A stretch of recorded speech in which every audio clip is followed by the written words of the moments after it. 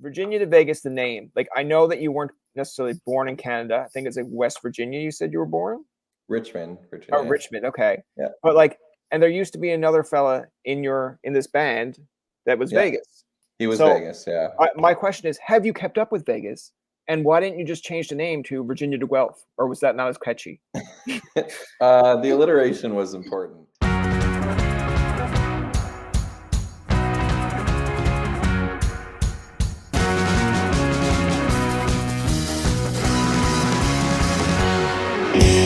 So the first thing I want to ask you, Derik, is I've gone back 10 years to realize, like, I've done this with Bob Saget before Bob Saget passed. I let him know that he has been always a part of my life. Yeah, big My time. dad was like, I'm your dad. I'm like, no, listen, that's my TV dad. Like, Yeah, he's fair. been with me from like Full House to I think it was like America's Funniest Home Videos, and then How I Met Your Mother. And I was just like, you've been there the whole Wait, Bob Saget went to How I Met Your Mother? he's the Oh, voice. he was the narrator. Yeah. So always Whoa. part of my life at some point. But this is where it brings into you is the different stages of my life. So from going from Carlton to Loyalist to Algonquin to what I call my adult years, you have had a song that is almost either dropped or at some point I've like heard it on the radio and be like, yo, I totally relate to that. Well, man, that's such a pleasure. I really appreciate that.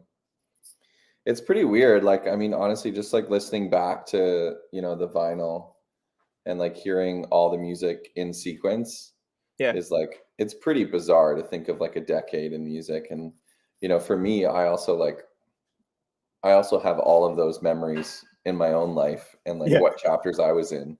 So it really is just a blessing that, it's been able to, make its way into other people's lives. It's like truly a gift. Well, it's not only that, like you can, like for me, so for example, like I can listen to like Blink 182, Avril Lavigne, and you know it at a certain time frame and like what you were going through, or sometimes you just like the song.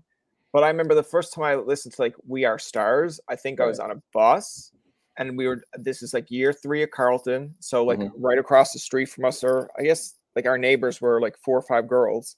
And they just didn't like me. They weren't like digging me. I don't know if it was like a Newfoundland thing. They didn't get the friendliness. And I was like, man, I just need like a kind of like a cheery song right now because I'm just listening to like all this depressing stuff. And then it was like Hot 89.9 was just like, yeah, here's the new like Virginia to Vegas or here. And then I was just like, okay, who the fuck's this guy? And I was like, oh, this, okay. And then I was like, listen to that song. And then another period of time comes and then you got like Just Friends. And I've made a couple of friends by this point, hopefully, at like Carlton and places. And I was like, yeah, like there is a girl that's like, what if we just kind of did this stuff? And then like I'm only giving you like some examples here. And then there was like, obviously, I'm just thinking of the last one that they have. Yes, there you go. Better With You, like during, I guess I call it like the COVID time frame. It's very COVID time frame, yeah. I was after like at this point I had moved from Ottawa back to Newfoundland, got a job, and I'm in probably 2020, so I'm 29, maybe turning 30 or just turning 30. So you're kind of thinking like, oh man, like I had a ball hockey championship, had fun playing soccer, had the time at Carleton, wasn't invited to a lot of parties, but still had fun. And then this whole like reminiscence of I didn't even see the music video. I was just kind of like the song first. So then I was just like, oh. So yeah, I was like making my own music video in my mind. I'm just like, all right, now I'm sad. Yeah, but in a good way. It was just always like good memories, sad. But now we'll just go back to We Are Stars, and then we'll go. Go to the We Are Stars will pick you up. Yeah. We'll go through the whole time frame. So just like, what are you doing? I'm just like, I am setting myself up for sadness, but then just bringing it all the way back to happiness. And they're like, the whole day. I'm like, shut up, leave. I mean, music is like, like if you think about creating music, it's kind of like, I always think of like the arc of a movie. It's like, there's got to be, things that, build tension, release tension, make you happy, make you sad. And I feel like, especially when you're creating a body of work, you want to take people on a bit of a journey, Yeah. At least that's how I've always tried to approach like putting together a body of work. So yeah, I mean, Better With You is bittersweet sad. It's, it's a song I wrote. It's not a love song. I wrote it about my dad. and my dad had passed away, and it was like, I wish he would have had the opportunity to kind of like see my music career get to the next level, because Okay. he was only there for We Are Stars, and then there was like a few year lull in between, where he got sick, and I wasn't able to get anything off at radio. It was like nobody, everyone was kind of through with me after We Are Stars, and it was like I was wondering if I was going to be a one hit wonder. And then my dad kind of like got sick, and after he passed, it was like, I just poured my life into music, and was able to build another 10 years. So I'm interested in that, like when you mentioned like one hit wonder, because like sometimes like I grew up in the 90s, Hmm. 91. So like some people will say like you'll listen to a certain song, and I guess you can argue that they're like one hit wonders, but they're still like if that's your one hit wonder and it paid for like the rest of like whatever you want to do, Sure. great. But like take me through that time frame or process. Like how do you kind of get out of that mind state? Because some people just be like, yo, I'm happy I got that one hit. Let's go on to other things. Let's go do stuff. But like, how do you then kind of escape that little tunnel of like one hit wonder, one hit wonder, one hit wonder? Like, how do you get out of it? Right. Yeah. I think, just like anything in life, not just music, I think, everybody's got insecurities and doubts, and that's just like part of the human experience. But for me, I mean, doing music was, I worked 1,000 different jobs. I worked in a factory, I worked at a grocery store, I worked at fundraising, I was a tour guide. I did every job to pay rent and pay Yeah. bills, and you know, but it was always with the ambition of doing music. Is like I want to write stories and perform and connect with humans. It's like the thing that I love the most. So, you know, even though those insecurities and doubts and moments of doom and gloom were there and present, as every human has, um, I just kept pushing through, perseverance, and said, I'm going to keep trying to write songs. And some things you can't. I had a conversation last week. Some things you just can't attribute to your own hard work or your own dedication as well. Some things are just dumb luck, or something or someone watching out for you in another plane, whether it's God or my dad Yeah. or whatever. And it's just like, you know, I can't help but say what a fortunate life I've had, and that's including all the hardships as well. Some days I feel like it's not so much as dumb luck as it's like someone actually getting you like, oh, well, we gave him a lucky day today, so let's throw him a curveball. It's just to Yeah, like, maybe it is man, a video. yeah, Maybe it truly is a video game, and we're living in a yeah, simulation. yeah, yeah. It's just like he had a good week last week, so let's throw him a little bit of an oddball today. It's just like he had an interview at like 3:30 or something. It's like, yeah, how about we cut out his power? It's like, is it Fair. why? And then like someone's upstairs, like, yeah, exactly. Told him, got him today, and it's just like, okay, thanks. Keep Like, it spicy. yeah.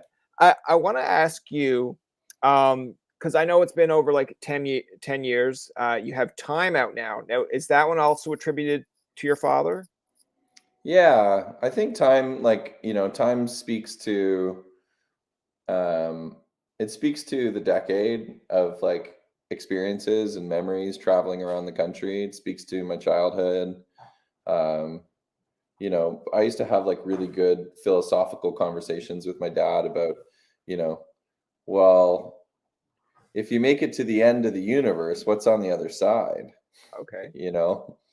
So, those were the kind of conversations that we would have at, midnight or whatever, when we were sitting on the front porch. And And you were only uh 10 and you were eating like, cereal and you were having these conversations. yeah, I had big questions as a kid. I don't know. And he had a wonder with the world. So, the last film that we saw together was Interstellar, and Okay. it's a pretty heavy concept movie.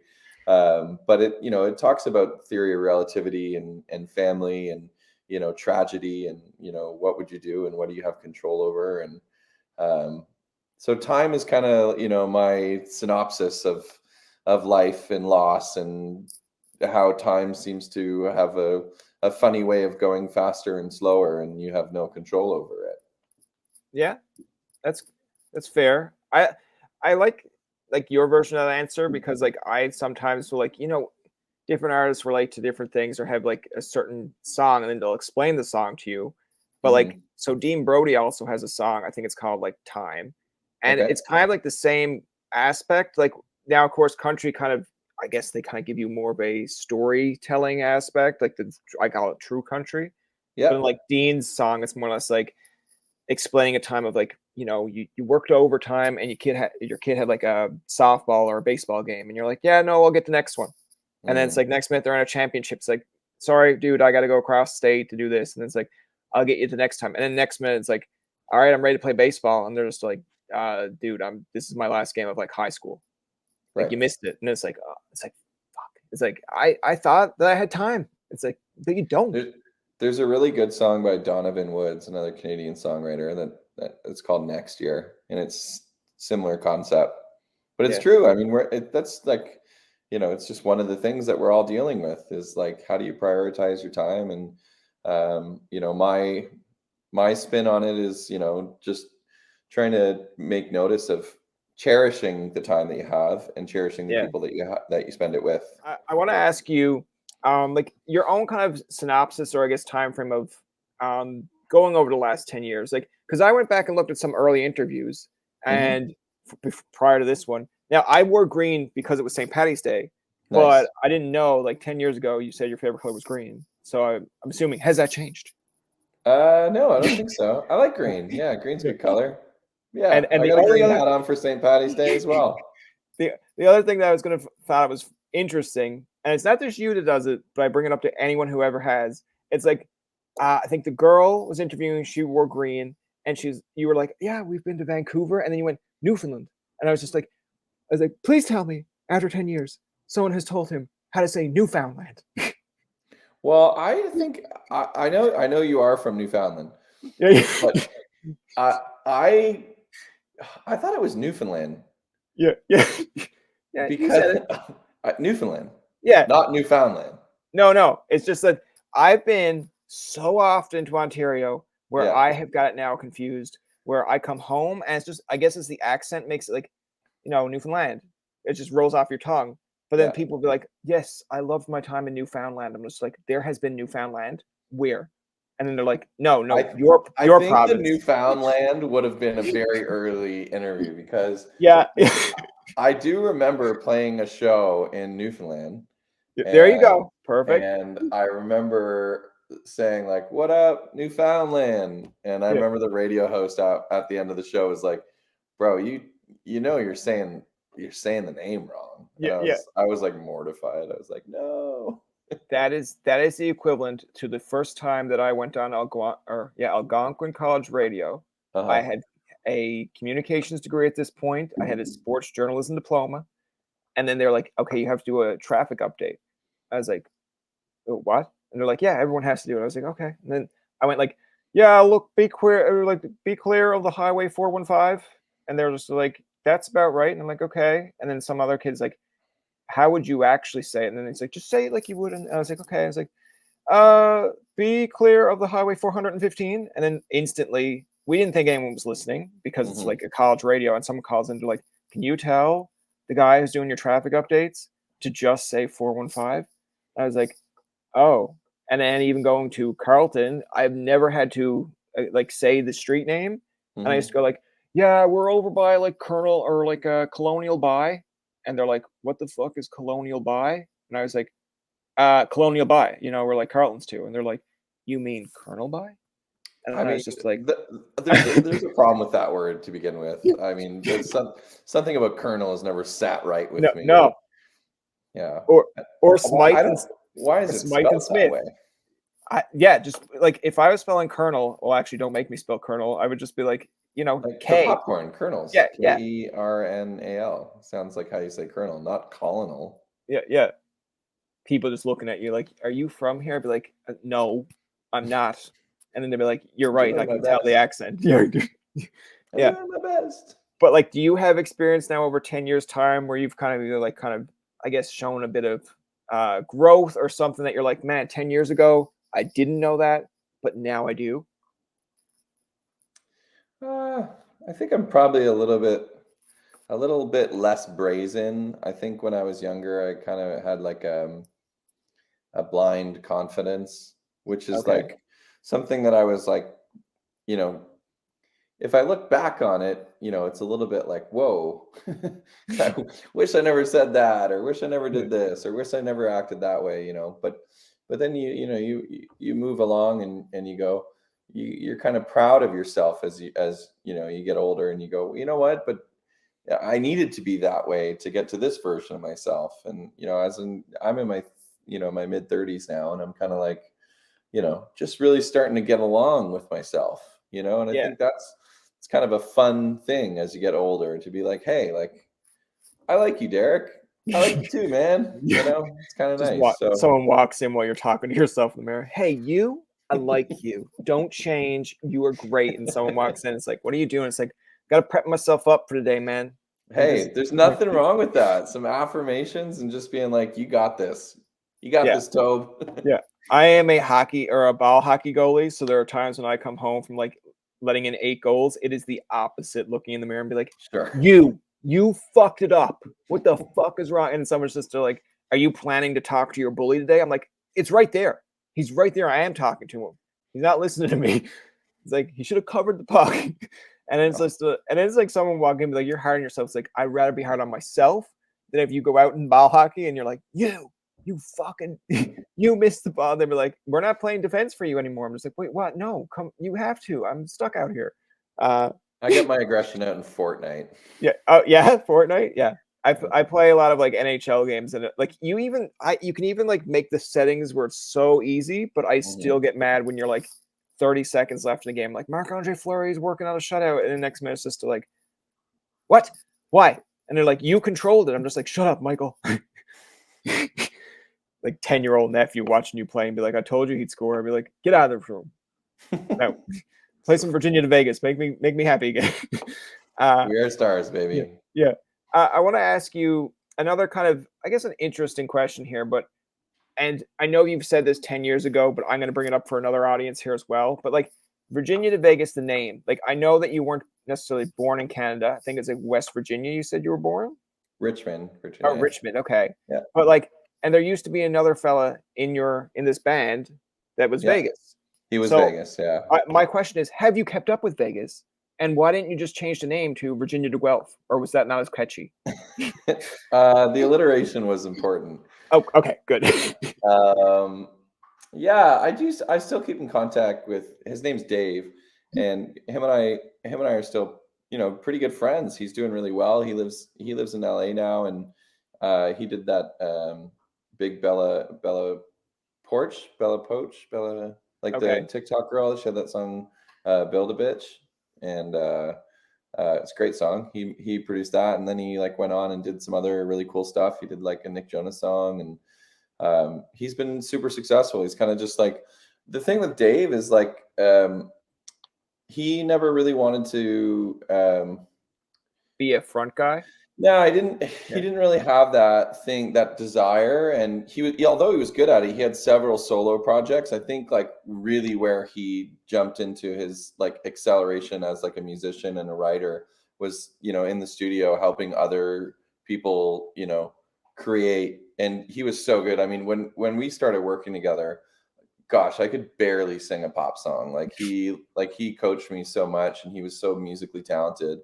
Um, he's just a brilliant guy. So yeah, we still keep in contact, and I'm so proud of him. He's done really well for himself, and he's been hustling and grinding for years. So yeah. It's funny how that works because it's just so like now, I guess in somewhat a relation, and then you can kind of interfere and be like, no, Tobin, you're fucking wrong, not even close. But like, I grew up and I love the band Wave, and Yeah. I remember like California, and there's like a few others. I definitely know I have them on my like iPhone, but I Mhm. remember like asking them when I first started this podcast. I'm like, man, like I think it would be interesting to have a conversation with both of you, and I think one of the guys now is like more of a producer, and he's like, dude, like no, I'm Dave just not Thompson. in. Yeah, it's like I'm not in that realm anymore. And like the other guys just like kind of like don't hear from it at all. I know he has a Twitter, but it's like very rarely updated. I was just like, that's so weird to me though. Like for one guy to just be like, I'm gonna stay in this but don't want to be in like the kind of like the front load anymore. And one Mhm. guy's just like, just got. It's almost like one day he's just like, here's a song for you, and then I'm somebody that you used to know. There you go. I think he just like I think I remember this, I think he went on and just like did a different career. Okay. The other guy, but Dave's also a good friend of mine. Dave and I wrote Lights Out together. Okay. And I think we wrote another one. We've written a bunch, but Dave's a great guy. He lives down in Nashville. Does Yeah. mostly country records. He was super Um, friendly to converse with, like, because he can't, like, I thought, like, you go, this about, say, yeah, about 10 years ago. And then, like, you're new, you're just starting a podcast. So you're like, I'll reach mhm. out to him. And you're like, he's not going to fucking answer. Like, no one answers. And then next minute, he's just like, yeah, I'm just not doing it. And at first, I was like, this fucking guy. Like, he just, like, I'm just not big enough for him. And then he's like, no, he's just like, I just don't do it. He's like, I'm just more of a behind the scenes guy. And like, now, 10 years later, like, if Yeah, I got sick of doing this one day, I'd be totally okay with helping other people do podcasts. And if someone's like, let's go reach out to Brian, he had like a niche thing. And maybe I'd be like, 42 at this point and just be like, I don't do that. It's nothing against you. It's just like, I'm just done. Just different time frame. and So, that's fair. yeah. People go through different phases, and that's totally fair. The changing of the landscape, of course, with music in the last like 10 years. Because I know you're one of like, I guess, few artists that we've had on that I can kind of like elaborate this with a bit. But Mhm, um, vinyl seems to be making a comeback. I see a lot of artists kind of promote vinyl, and I don't know if it's just things that people collect. I'm not really a big vinyl guy. mhm. I will still download music, but I am finding it upsetting that it's like I want to go out and buy an album, and sometimes you don't get the album. It's Right. like I download songs, but it's so funny to me in a time frame that you'd go out and buy a CD and you'd get like 6 or 7 songs that you like, but the artist still benefits from it because you bought their album. Do you find now in a world where like people like download songs again, same thing, vinyl makes a comeback, but like where essentially do you find yourself, I guess, making the most impact or I guess money in your pocket? Like, is it more you want people to buy vinyl, or you kind of like, dude, here's all my singles, download them, got it, go. I think it kind of varies. I think the vinyl wasn't like it's not driven by a monetary, purpose. Yeah. Like the vinyl is driven by the desire to create like a physical, tangible piece of art for the people that have been around for a decade and like say, Yeah. hey, here's a thing that you can hold on to, and here's the songs that you liked. And I Yeah. designed the vinyl myself. I shot the artwork for the vinyl in my living room with a good friend of mine, Steph Montani, sorry, and yeah, it's like for me that was that process. It was a process of like really just creating something tangible that people could hold on to, because the idea with digital information is if the power goes out, that you don't have access to that information anymore. Yeah, you know that's fair. That's yeah. true. I just know, like, because at one point when I was younger, now I have 2 older brothers, but they used to have all the, like, CDs, like, it'd be, like, Goo Goo Dolls, it would be, like, so sometimes your cousins would leave one over, so it'd be, like, Backstreet Boys, not saying that that's the reason, I would listen Hey, the hell Backstreet out of Boys the Backstreet. rocks. Yeah, I like, if someone gave me a Backstreet Boys CD or whatever now, I'm just like, I'll wear it out within 2 days. But, like, you'd have, like, NSYNC, all this and, like, it's a different genre, but, like, you'd kinda feel proud to kinda come into, like your friend would come in a room and you'd be like, "Look at these." And then they'd, Yeah, like, kinda gloss through it and be like, "Okay, like, let's see some songs." Now it just feels like you said you show your friend a phone, like and then you just, like, scroll down through it and be like, "Okay, okay. Oh, Lil Wayne? Okay, cool." And it's just like, I "Dude, heard s- you went through my library in, like, 5 seconds." I heard someone explain. Trying to remember who it was. It's such a good phrase, but they're basically saying like if you share a song with someone, like online or like through your phone, you text them a song, like the person's going to digest that song, but they might not necessarily remember who shared that song with them. Yeah, But like the act of like giving someone an album or an LP, like that album now belongs to both of you. And every time you play that album, yeah, let's say you drop it on the turntable and the needle hits, you're gonna like have that thought of, oh man, my friend Mike gave me this LP, this like yeah, this vinyl, and it's like a bit of a personal thing. So it's kind of cool. I mean, I'm not a huge vinyl guy. I've got like maybe 10 or 12, you know, vinyls, and I have like a little cheap Audio Technica, Yeah. player that I have, my favorite artists. But there's something about having the artwork and reading the liner notes and when I was a kid and I would like go to the record store, like The Beat Goes On or HMV or whatever, whatever the scenario, Music World. Oh my gosh. If I would go to these stores, I would I would just be in awe when I put on the headphones and I'd listen to the album and I'd open the book and be like, man, this guy mixed this record and this guy produced this record. And I would live in the world of that artwork. And it felt like a like an era for that artist. And Yeah. I just think there's something kind of special about the tangible aspect of something that an artist created. It's like, here's their work. Well, I feel like now, like through I guess the last 10 years for me, it's like if you download a song, like you feel it personally. You like you said, you might share it with a friend. Like I know when I think it was like Pitbull and Kesha came out with Timber, I was like, man, this is gonna be my anthem for like as much as I can. And then you'd share that with a few friends. They might like it.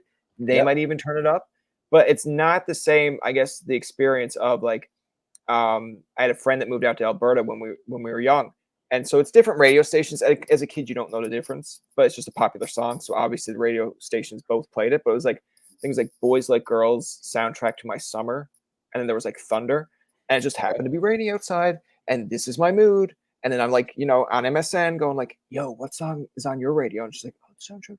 I was just like, "Saying down here, that's so cool," but like you remember it. And I Yeah, remember yeah. my mom giving me like an Ashley Simpson's CD for Christmas. That did not go over well, but then she made up for it. She gave me a Simple Plan CD. I But mean, this is her boyfriend at the time. He had this song called, what was that guy's name? Ryan Cabrera.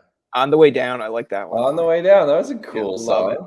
That Love was that. such a time in music, the early Yeah, 2000s. I feel yeah. like that song was actually great. No, like don't get me wrong. It's not that I don't like Ashley Simpson at that time. It's just that I'm a dude. There are like two of my older brothers, so they don't let me live that down. Where it's just like, Mom, it says Lincoln Park, it says Simple Plan. Where? And she's like, well, one day when you were in the car, I was like, that was between me and you. Like, what are you doing? Don't bring that here to this kitchen table. Like, come on. But yeah, like Ryan Cabrera has a few good ones. I think there's another one like 40 Kinds of Sadness. That's a really good one. Oh, I think I remember that. Yeah, yeah. Yeah. Yeah. But the one that I remember, I think I purchased on my own, yeah, with my own money. And I remember this was the first time when like MP3s and that came out, and I was like, I downloaded it, but then I wanted to put it over. But like it was something like I just didn't want to download things off my computer. I was like, I wanted to find a way that I have the album, but it's just on my MP3. I think it was like John Mayer. There's like a now it's like Your Body is a Wonderland. Like I know maybe John Mayer probably has his own little thoughts on that one, but I was just like, dude, that song got me into John Mayer. And then I mean, over yeah. yeah, I mean that generation of Mayer was so good. Like, yeah, before that album came out, this album's called Room for Squares. And before that album came out, he was playing in Atlanta, Georgia, at a place called Eddie's Attic. okay, And it was like a small club. I think maybe, I don't know, it holds like not a lot of people. yeah, But whoever was running the mixing board was recording these shows and uploading it to like Napster or like oh, okay, LimeWire. yeah, And like all of these concerts before Room for Squares came out were up there. And at the time, as a kid, I was like, man, I love Dave Matthews. And I had found, these John Mayer. And I was like, who's John Mayer? And I found these like, Why Georgia Why and 3x5. And like, what are these songs? This guy is so incredible. Like the guitar playing is so cool. And, before that, there really wasn't a guy, in my opinion, that was kind of comparable or in that lane. Like he played yeah, guitar as good as Eric Clapton, but he sang, like in like a weird way that I hadn't really heard. yeah. So I totally agree. I think that Room for Squares album probably was like one of the most influential bodies of work that made me want to be a songwriter. There's one song that I think he does live. I think it's in LA.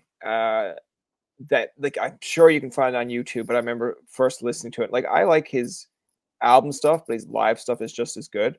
but I think Oh, it's I like agree. I don't want to move to LA anymore, or something. Like I think that's how it begins, but it's like so powerful when he does it acoustically. Hmm. Now, when you're saying generation wise, like again, I'm not saying like they're hand in hand, but for us, I'd grow, say, John Mayer is like that crossover for me.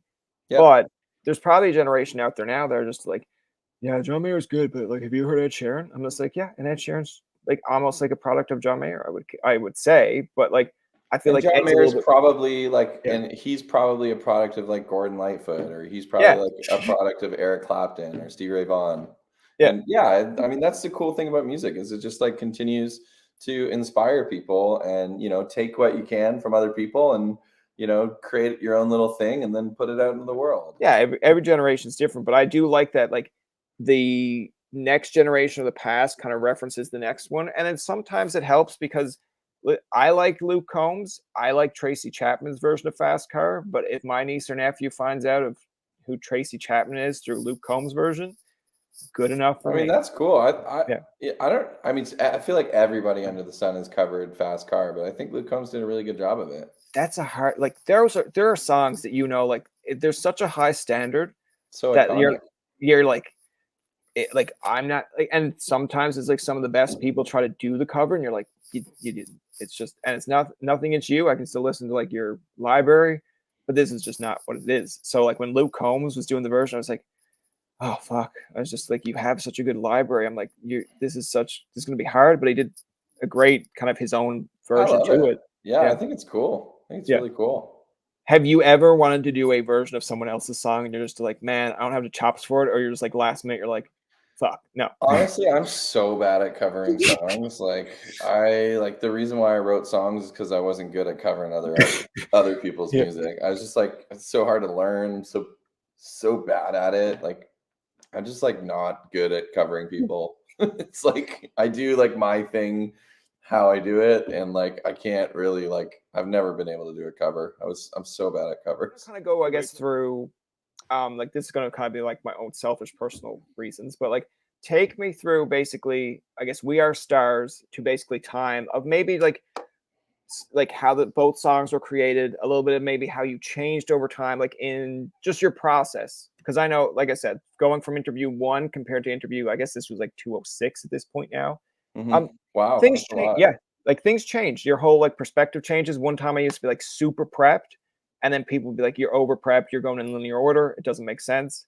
Hmm. Over time, I'm like, "Well, what do you want me to do differently to like just be you?" And that's tough to kind of figure out how to be yourself in an industry that's like, well, Especially everyone's when you're trying to be doing themselves. I feel Yeah, like when you're doing long format conversation too, it's just so exposed. It's like, yeah, yeah, I can imagine. It's probably, when you examine that, it's probably a little difficult, you know? yeah. So it just more or less comes across now as I'm just like, I'm gonna sit and have a conversation, and then most people like A it. But hang. like, Yeah. Uh, take me through your process of like, I guess from We Are Stars to Time. well, We Are Stars was like the very beginning. I had no idea like how a professional record should be recorded. You know what I mean? It was like Yeah, I was like making demos. Um, you know, I'd written, I don't know, probably 60, 50, 60 songs that were like not very good. And I was kind of, at the crux of like, am I gonna just like pack this in and get back to my day job, or like what's going on? Like I couldn't really like get any momentum. And actually one of the guys that wrote Texas Hold'em, a good friend of mine, Nathan Ferrero, okay, um, he was in a band called the Midway State. Him and I were, just hanging out at the studio one day, and I was reading a book called The Power of a Positive Mental Attitude. And there was like a parable in there that kind of talked about, perspective, and, how if you take like a top down look at your life, you can kind of see things a little bit more clearly. But when you're in the moment, it's kind of hard to, see through the other side. And I wanted to write a song that kind of like explain that, like, that difficulty of a young person, trying to achieve their dreams. And so We Are Stars doesn't mean like we're a celebrity. It means, yeah, we're all made from the same stuff, okay, and it's about perspective. And time is like, I feel like We Are Stars, Better Man, and Time all live in the same universe, where they're, they're not love songs. They're not, they're not, they're really like opinions about life and timestamps from when I lived them. Like 24, I was like freaking out, thinking like, am I going to be able to do this? Like, does anyone care? Yeah. And Better Man was like,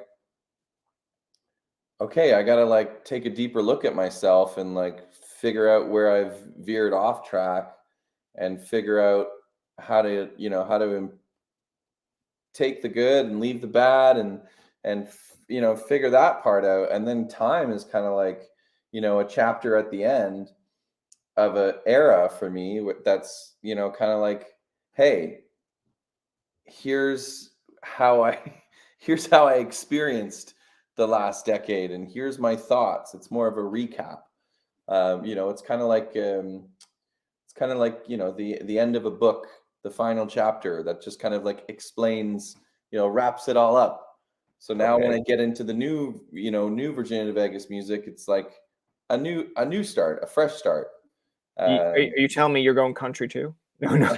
I'm not going country, but I love country music. I mean, if you listen to most Virginia Vegas lyrics, if you just read them and put them Yeah. over country chords, it's like, Someone you just gave someone an idea now for their Instagram. Like someone's gonna be out there like I was listening to this interview that he was doing with this Tobin Tonight guy, and I decided to go back and now you're gonna listen to like we are stars, so we are, and there's I mean, maybe not Weird Stars, but like Better Man for sure is a country song. A better love, a better brother, better friend. It's like you pretty just need country. you just and we are in a world of AI, so you don't know. Like I stumbled across before I came on to here, someone had Vanessa Carlton's "1,000 Miles," but Kanye's version, and Wow, that's I was probably just pretty so like, cool. that's interesting.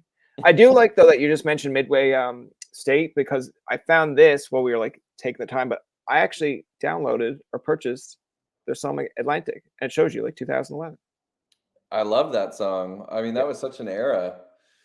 I thought, Nate Ferrero was like such a good front man when he was in that role. And, Nate, like Dave, transitioned into writer producer behind the scenes.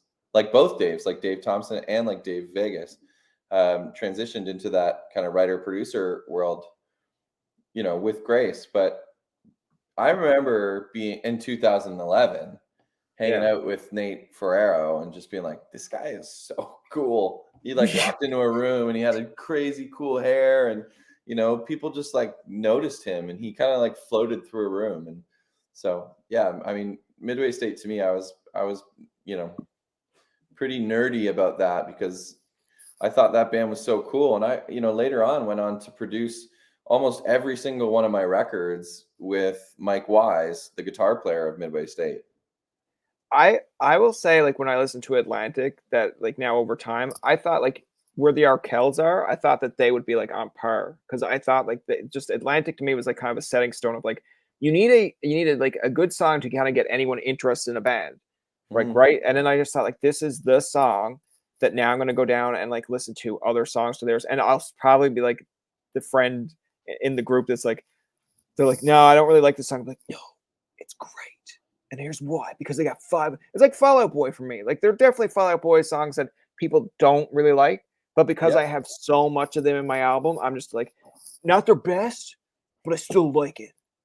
I think It's if like, you go back and listen to Paris or India, the album that Atlantic was on, uh, like if you like Coldplay, you're gonna like that album. Like yeah, if you liked that style of music at that time, that album was like perfect. And I remember when Nate and I went into a session for the first time, because we were friends for a while and we didn't write together.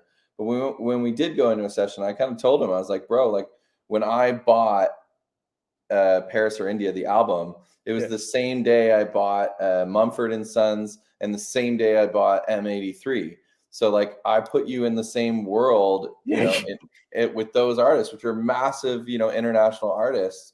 But I think the thing was, is Midway State was, a Canadian band, and a lot of times Canadian bands have a really hard time breaking through that next thing.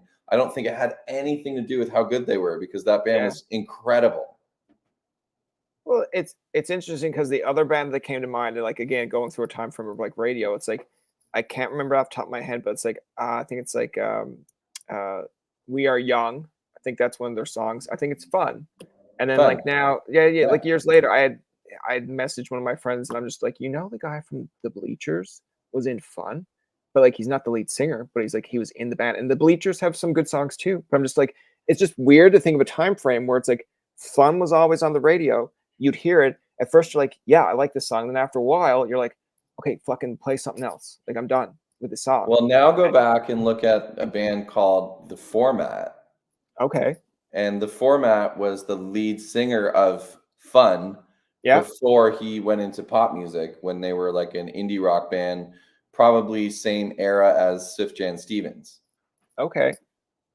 So pretty cool music from The Format that I discovered, you know, via MySpace as a teenager, just scouring the internet for like what's cool and interesting. Oh yeah, you can go down to a rabbit. Well, I feel like there's a generation now which kind of ties it all in a whole. Like we would go through MySpace to find like artists, or like someone would show you like, yeah, this is gonna be like the song to my MySpace because it's so cool and no one understands me, and it's like, like no one's gonna understand the song. And I was like, okay, but like there's a generation out there now that like you go on Instagram, it's like if you like this band and blah blah blah, I'm like, please, and then I'll go listen to it. I'm like, you know what? It's actually not that bad. Like it's actually fun. I don't know if you know this person, but it's like Knox. That's how I stumbled across Knox through like Instagram, and there was like a whole bunch of songs that are like kind of like punk pop. Yeah. Um, but like I liked one song and it referenced the 1975, and then I was like, Yeah. okay, you've got me hooked because I like the 1975, and then it just spiraled from there. I Um, mean, yeah, it's a great record. That song's blowing up right now. It's huge. Not the 1975. It's a great record. yeah, yeah, yeah, but that's just how it is. Like I would stumble across, I think years ago, and it's changing in the landscape too. But it's like I believe on MySpace I came across 10 Second Epic and Scouting for Girls. One was from like the UK, and I think they were kind of like didn't think I was a real like 12-year old. But I would write them and it's like, I just heard you when I was working in the athletes world, and I think you're the greatest. And they're just like, what the fuck's athletes world? I'm just like, it's like a shoe place in Canada. And they're like, cool. I'm like, do you think you'll ever tour here? And they're just like, sure. I'm sure they're at one point they're like, this is our audience, a 12-year-old, like some 12-year-old in Newfoundland. Hey, man. I mean, I think they might have loved that. You know what I mean? Yeah, Just the fact that like someone from across the world was like, paying attention. It's hard. Being an artist is hard, yeah, and like you have moments where, I mean, there's other jobs that are a lot harder, but yeah, it's hard to do the perseverance thing, and like just having someone reach out can really change your day. You could be having an awful day and be like, man, do I stink at this? And someone's like, "Hey, I heard your song and it made me feel this or reminded me of yeah, that." And it's like that might be the enough fuel to yeah. get that person going to the next day and trying one more song or Or trying you one more thing. or you go through your inbox and you're just like, oh, Tobin again. Fuck. Yeah. Never. I want to ask you, because we're gonna play like a fun game of random questions to close it out. But before we do, have you ever had that kind of experience where like someone would reach out to you and you were having like a bad day? It doesn't have to be a 12-year-old, but someone just reached out and like, I know you probably get a lot of messages, but like you stumbled across one for some reason, and you're kind of like, I'm glad I found this one today. And if you did, kind of break it down. I think a lot of men, um, like post 20s, reached out to me about Better Man, Okay. and you know how they thought that the lyrics of that song articulated something that they were trying to do. And to me, Better Man is so autobiographical. So I wasn't writing it as poetry, I was writing it from personal experience and like really trying to like figure out how to be a better version of myself to my family and um, to myself.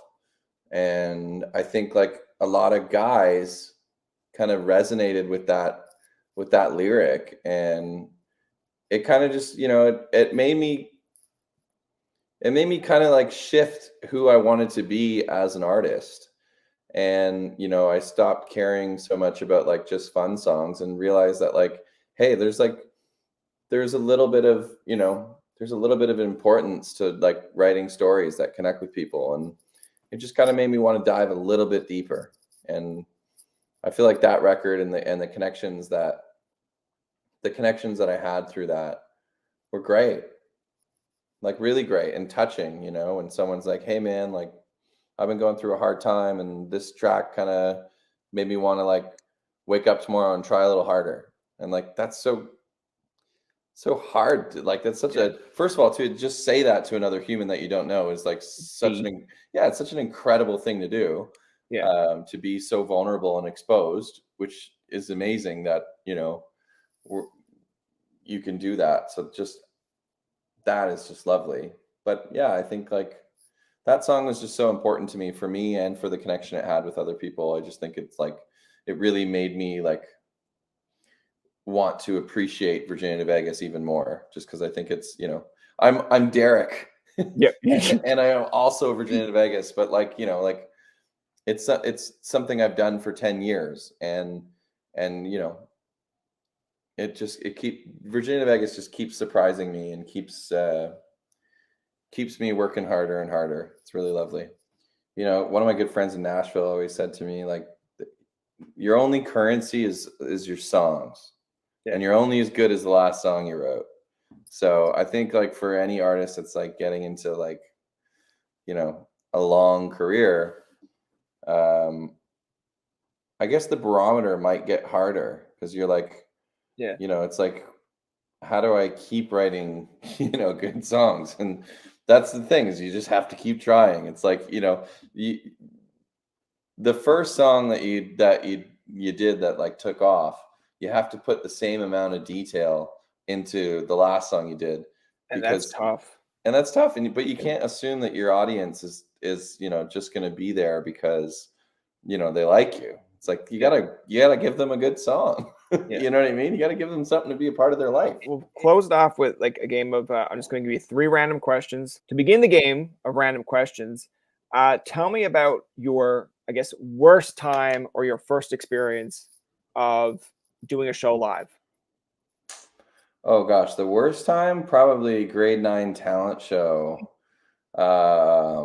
Just absolutely getting booed on stage because I was just trying to be some emo guy that was like, I don't know what I was trying to do at the time, but it was like it wasn't working, it wasn't connecting, and I literally got booed on stage. So uh, that was for sure. Like, but you know what? You learn more from your failures than you do your successes. So that made me work a little harder. That is true. The second one I have here is, do you have like, I guess, a random item or anything that you either like take on tour with you, or like something that you kind of feel like a comfort zone with? I have a Bluetooth speaker Okay. that I've had, I think, since like the first tour or maybe the second tour. It's like a little Bose speaker, and it's Nice. like it's kind of just traveled with me. It always goes in my backpack. And I think the thing about being on the road or being on tour is like it's little micro comforts that Yeah. are things that like make you feel like a little bit of normalcy. So that just having that speaker there and being able to like, be in the green room and, have my little playlist on and just like, take a moment for myself, or, take a shower and put some meditation music on just Yeah. so I can like calm the brain, or, so that's probably like something that, because at the end of the day, I still love music, Yeah. so like I enjoy it for myself too, as well as like, creating it. So it's like just having that like really kind of calms me down, and puts me in a good place to be able to go and give people my energy. I used to think so. This is like 10 years ago, and I think I only got out of it in the last maybe 3 years. But I Hmm. used to be backpack guy, where like no matter where I went, but it wasn't Always had like, a backpack. and most times it was just like because where I have like Sturge Weber, and sometimes I get like anxiety. I was just like, maybe it's just water in the backpack. It could be just like baby aspirin, just like more or less of like worst case scenario. I have I some have this. things. I Yeah, have yeah. things, right? And then like over time, it's you just be going out with like friends to like a Christmas Eve like dinner or something, I'd be like, where it sounds like you're still in university, you carry this backpack. And I'm just like, well, your Christmas cards are in here. And then, just in case something goes wrong, I'm covered. And then it became a thing where it's just like, yeah, don't worry. Brian has things in his backpack. So worst thing happens. And then like, I guess 3 years ago or something, I just kind of like, let's try going out without the backpack.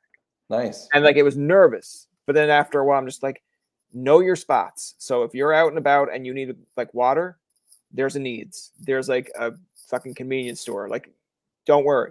Now, if you're on a bus and you start to panic, you're just like, I have a water bottle with me.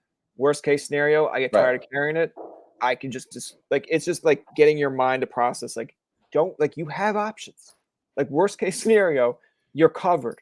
So then now it just more or less becomes a thing of like, now where I'm driving around, I'm like, emergency backup water bottle, emergency this in the car. But it's like, okay, I'm at least sound. I'm getting there. That's great, man. Yeah. I mean, for sure, I can imagine that, like, little anxieties can, really creep up. I feel like for me on tour, especially, like, yeah, it's nice to, like, when you're in an unpredictable environment to have things that you can depend on. So I can, I can relate to that in a way. The last one here is like, do you have like a funny story from your childhood that like when it gets brought up, you either like kind of smile or laugh? You're like, oh man, this is so embarrassing. I can give you mine before while you think, but I used to have for Christmas, they gave you a little radio thing that you could like talk into because I was like really into radio. So Yeah. you could pick a static station and play it. And my mom would put me in the room and she's just like, yeah, we'll listen to you downstairs. And I was like, this is great. So I used to have all like albums and you could like throw it up and throw in like Backstreet Boys, whatever. So I'm just like, welcome to like Tobin's radio. And we're going to play like Backstreet Boys Larger Than Life. And then you'd be like, how do I play it? How do I play? Okay, I got it played. And then you'd go downstairs, be like, Mom, did you hear me? And she'd be like, yeah, you sound great. And then I found out years later, they fucking can't hear me. It's only my radio because it's fucking plugged into that, like, see. So it was more or less them just being like, Brian's upstairs. We're going to get rid of him for like an hour and a half. And I was just like, you monsters. But I get, if I get older and have kids, I probably will do the same. I'm just like, yeah, totally. I've seen you play Fortnite. Yeah. I was watching it down here on the big screen. I'll just have like someone else's YouTube channel up and watching them play. Be like, yeah, great kill, buddy. I think for me, I used to watch a lot of like Elvis Presley movies, and I used to just like want to be cool like him. So I feel like I just thought he was so neat, and I probably would sit in front of the TV with my guitar and just like try and emulate him because I always thought Elvis was the man. I was like, wow, this guy's like so cool. He's really got it. Imagine if that was the career you chose, right? Like you're still a singer, but like you go with like every now and again a Virginia Vegas song. You know how like Jason Derulo will do like Jason Derulo? It'd be like you just go like Virginia to Vegas, and then they'd just be like, was that his Elvis impression? And you'd be like, why? And you'd be like, well, funny story. You used to listen to Elvis, and I wanted to, I wanted to find a way to get it in there. And I'd be like, just do a video where you pretend to be Elvis. God, I'm sick of this shit. Nice. I'm looking forward to, more music, and then, 10 years time, be like, man, we came out with this song, and it really relates to me. You'd be like, Tobin, shut the fuck up. Every song that I come out with relates to you. You'll be like, oh, that's a little bit me. We'll catch you on the next release, Tobin. I appreciate your time, buddy. It was nice chatting with you. That's going to do it for this episode of Tobin Tonight. Our thanks to Virginia to Vegas for coming on to the show. Remember, you can find past, present, and future episodes on TobinTonight.com, Spotify, and iTunes. Follow us on Twitter, like us on Facebook, and leave a comment or two. For Tobin and myself, this is Jacob saying thank you for listening, and